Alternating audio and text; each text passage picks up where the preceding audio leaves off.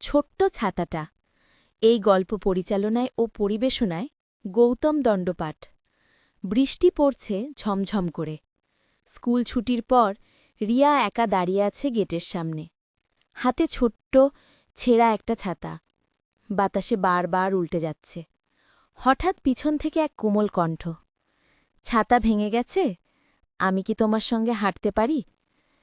ঘুরে দেখে স্কুলের নতুন ছেলে অর্ণব দাঁড়িয়ে। তার বড় ছাতা। হেসে রিয়াকে ঢেকে ধরল। রিয়া আসতে বলল, আমি কাউকে বিরক্ত করতে চাই না। অর্ণব হাসল। বিরক্ত নয়, বন্ধুত্ব করতে চাই। দুজনে পাশাপাশি হাঁটতে লাগল। রিয়ার মনে অদ্ভুত উষ্ণতা। বৃষ্টির শব্দটা যেন গান হয়ে গেল। বাড়ির সামনে এসে রিয়া বলল, আজকের জন্য ধন্যবাদ। অর্ণব হেসে বলল, আগামীকালও যদি বৃষ্টি হয় তোমার সঙ্গে হাঁটতে চাই। রিয়া থমকে গেল। দীর্ঘদিন পর কেউ তাকে এমন কথা বলল যে তার কষ্ট দেখে এড়িয়ে যায়নি।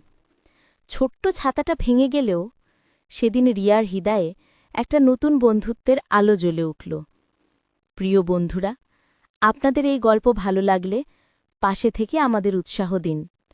আমাদের YouTube channel love story diary @GD love diary, আমাদের ব্লগ ওয়েবসাইট silentlovestorydairy.blogspot.com।